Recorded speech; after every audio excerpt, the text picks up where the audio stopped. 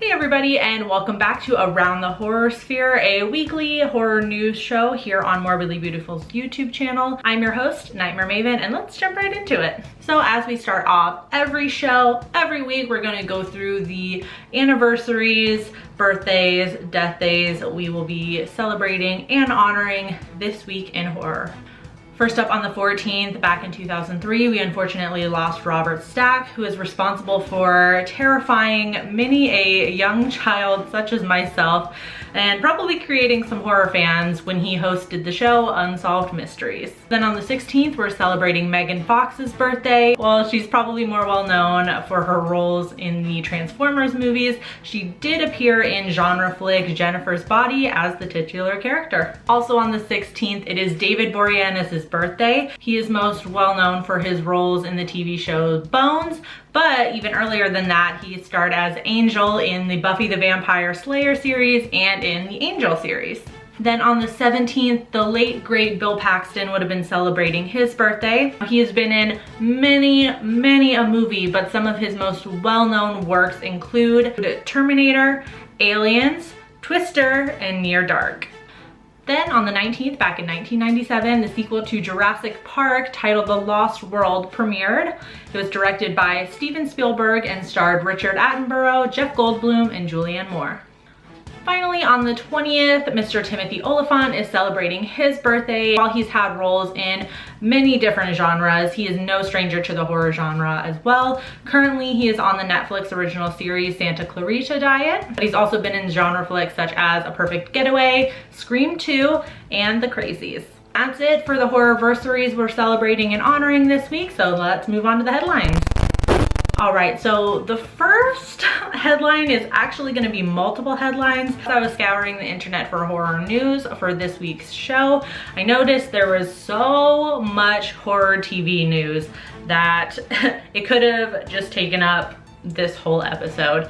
If it keeps going like this, I'll probably have to create a little segment within each show just for TV, I don't know. I figured I would just group them all into the first headline, even though it's multiple headlines. You get it. I'm quickly just gonna give you a 1 or 2 sentence description on each of these little bits of TV news, and it's gonna serve as our first headline, kind of.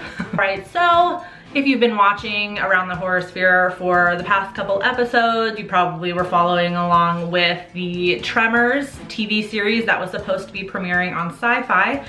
And it was in, I don't think the last episode, but the episode previous, where I told you guys that Sci-Fi decided to not move forward with the Tremors TV series, but they did obviously make a pilot episode. Now there's no telling if we're going to get to see the first episode ever, but they did drop a trailer for the pilot episode, which is now floating around on the internet.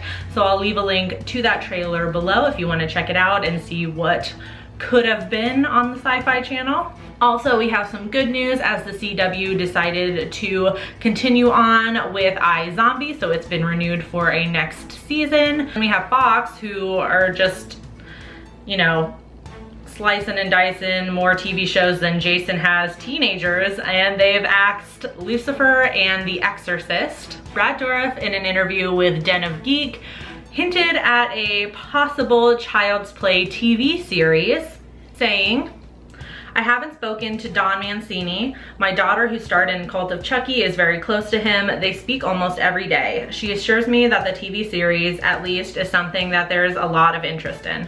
I don't know if that's gonna happen or not, but it certainly could." Article does go on to say that the end of the last film, Cult of Chucky, did leave an open enough ending, create a jumping off point for a TV series.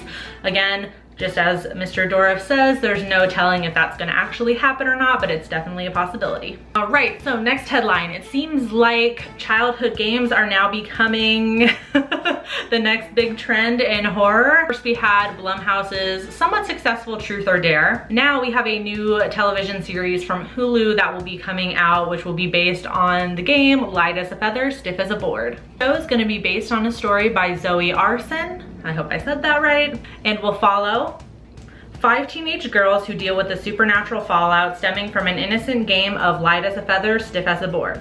When the girls start dying off in the exact way that was predicted, the survivors must figure out why they're being targeted and whether the evil force hunting them down is one of their own. I don't know about you guys, but I do have some questions. One, I'm curious to see how light as a feather, stiff as a board is gonna have any evil connotations to it. It does seem a little bit inspired by Final Destination as well, so we'll be looking forward to that and seeing how that plays out.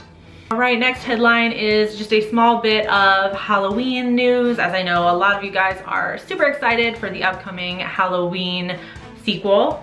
I guess we can call it a sequel, remake. It doesn't really sound accurate. And this is just a small bit of news that the cast and crew are currently doing some reshoots, which is totally normal for film, so there's nothing to be worried about for anybody. And also, hopefully the trailer will be dropping soon. I know the trailer was revealed at CinemaCon and it pretty much like blew the roof off of the place, so I hear. Luckily, I haven't seen any spoilers floating around the internet for it either, just reactions, which is really nice. I'm glad that the fans are respecting everybody else that hasn't seen the trailer yet. But hopefully, since it's been shown at CinemaCon, it will be dropping and, you know, destroying the whole of the internet soon. A trailer recently dropped for a new cyber horror called Searching. And I don't know if cyber horror is a thing. I've just been calling it that, like things like Unfriended, you know, stuff like that. I don't know if cyber horror is the right word, but internet horror, I don't know. And the movie Searching stars John Cho as he is trying to find his missing daughter. And it looks like it's gonna be very much like Unfriended, where it takes place entirely on a laptop screen, which looks super interesting. And it does look like it's going to be slightly different from films like Unfriended. Cho's character is going to be finding out that his daughter is maybe not who he thought she was, which does make me excited because it looks like it's gonna kind of touch on your online life versus your real life. People talk about it all the time, you know, how you make things seem different than they are online, like your life is more perfect and you're happier than maybe you are in real life, which is not the case for everybody, but it looks like a very interesting topic for a horror film, and I'm super excited to see this. It's called Searching, and it's gonna be out in August. All right, finally, the last headline is a bit of fun news. Nothing is set in stone. This is just something kind of funny that's happening on the internet. A fan took it upon themselves to create a petition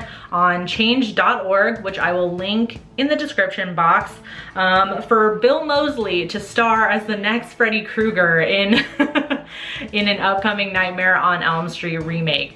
Now, I don't know if a remake is actually set in stone for Nightmare on Elm Street. All right, but I'm going to read a description from the petition site about their campaign. Horror fans want to say in the remakes big studios are putting out, including who is cast in a remake of the treasured films we grew up on.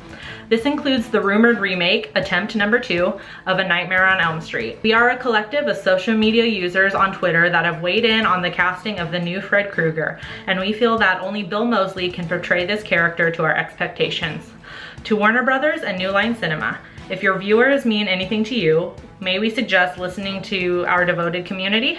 For your consideration, we the people nominate Bill Moseley to be cast as Fred Krueger, not Freddy, in any future Elm Street franchise film. I, for one, love this, and I really do hope that Warner Brothers and New Line at least acknowledge it in some way, whether they plan on remaking A Nightmare on Elm Street in the near future or not. And it would really be cool if they were to do a remake and Bill Moseley was cast in part due to this campaign. That would be pretty cool.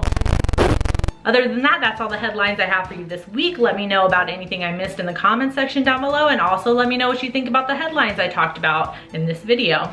As always, you can find more horror movie news over on morbidlybeautiful.com. But until next time, I'm your host, Nightmare Maven, signing off. Bye.